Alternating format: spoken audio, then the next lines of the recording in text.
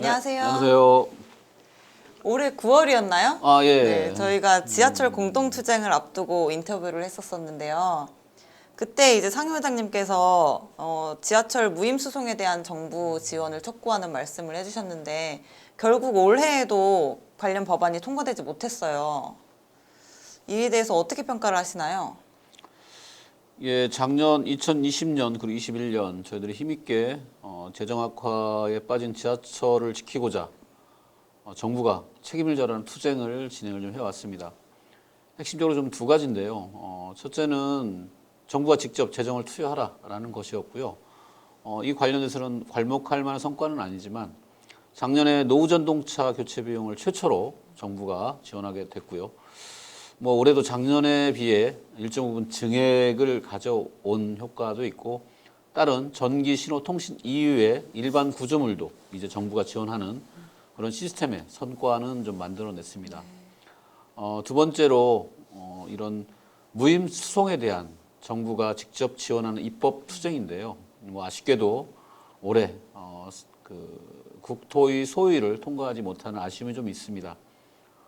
실은 이제 정부가 직접 무임, 노인, 장애인, 국가유공자 등에 대한 보편 서비스를 정부가 책임지라는 법안이 어느 때보다 노동조합 그리고 시민 그리고 많은 정치인들이 요구를 했음에도 불구하고 결국은 문턱을 좀 넘지 못하고 올해도 좌절을 됐습니다. 다만 올해는 내년 상반기까지 네. 무임 승차에 대한 정부가 어떻게 지원할 거냐라는 용역안을 네. 진행을 합니다. 그래서 그 용역안 결과를 토대로 다시 논의하겠다, 다시 법제화하겠다라는 조건부 보류인 상태입니다. 그래서 아쉽긴 하지만 저희들이 올해 직접적인 성과를 아직 만들어내지는 못했지만 일정 부분 재정적인 성과와 그리고 향후 이 입법적인 성과도 내년에 다시 힘있게 투쟁으로 만들어 간다면 조만간 만들어낼 수 있다는 희망도 가지고 있습니다. 네, 꼭 법안이 통과될 수 있도록 투쟁을 이어나가야 되겠네요. 네, 투쟁하겠습니다. 네.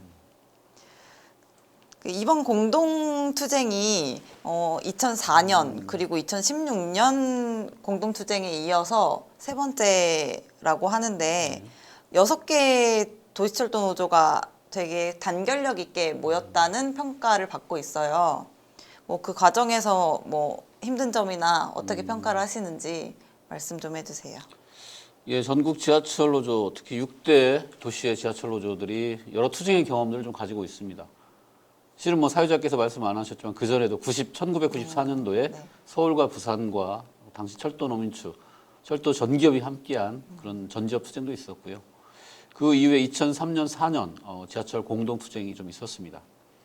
2003년, 4년 같은 경우에는 저희들이 공동 투쟁을 전개했지만 특히 주호일제 관련된 투쟁을 저희들이 힘있게 총파업까지 전개하면서 전개했지만 커다란 성과보다는 많은 단사별 마무리를 통해서 마무리 전략들이 약간 일정 부분 함께하지 못한 과거가 좀 있었습니다. 그리고 2016년도 성과연봉제 투쟁은 저희 지하철 단독 공동 투쟁이라기보다는 공공기관 사업장들이 힘있게 싸운 성과연봉제 저지 투쟁이었습니다. 건강보험, 국민연금, 서울대병원 등등 그리고 저희는 철도와 서울지하철 그리고 부산지하철 그리고 당시 도시철도 노조가 힘있게 총파업을 함께 싸웠던 투쟁입니다. 그리고 올해 2021년 전국 6대 지하철 노조 공동 투쟁은 최악의 재정 상황에 빠진 지하철, 안전한 지하철을 만들기 위한 6대 지하철 노조가 하나도 빠짐없이 한꺼번에 참여한 투쟁입니다. 특히 대전과 광주 지하철은 네. 창립 이래 최초로 쟁행위 찬반 투표, 쟁행위 결의 등을 통해서 이번 투쟁이 함께했고요. 그래서 7월 21일 6대 지하철 공동 대의원대회에서 쟁의 발생 결의를 했고요. 그리고 쟁행위 찬반 투표 높은 결의로 만들어냈습니다.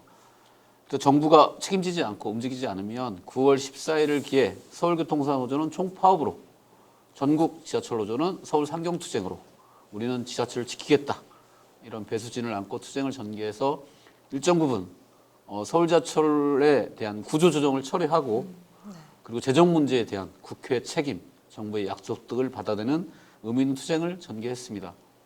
근본 투쟁의 의의는 전국 6대 지하철 전부 함께 공동으로 참여했다는 데 의의를 두고요.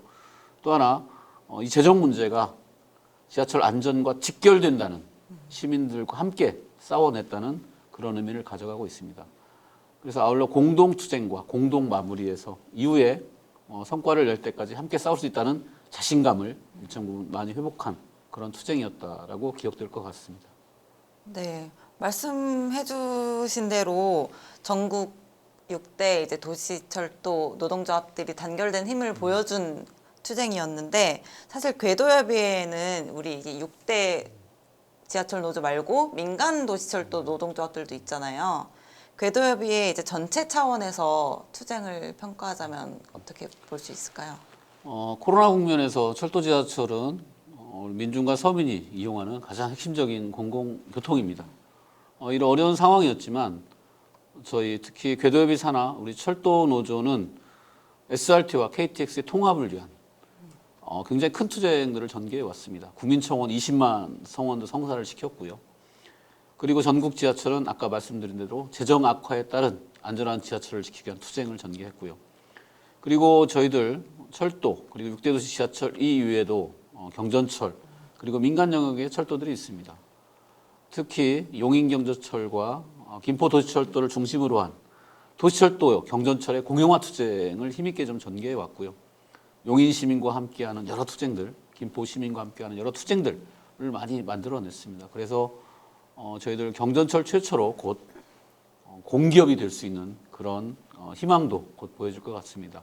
그리고 공항철도, 9호선 지하철, 서해선 등등 많은 지하철, 민간철도들이 올해 힘있게 공공철도 지하철을 지키기 위한 투쟁을 전개했다고 저는 평가하고 있습니다.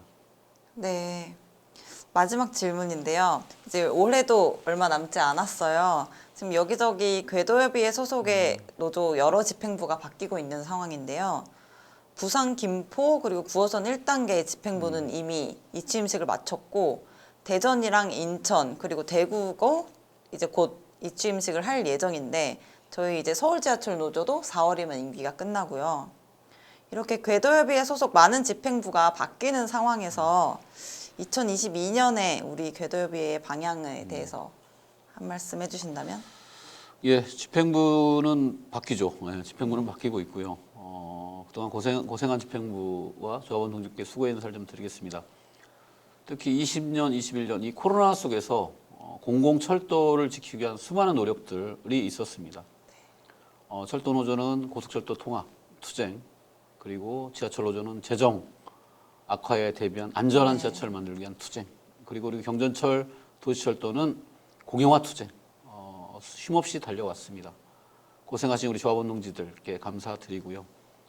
2022년은 저희들은 또 다른 투쟁이라기보다는 이 함께 왔던 투쟁들 다시 한번 강화하는 투쟁들이 이어질 것 같습니다.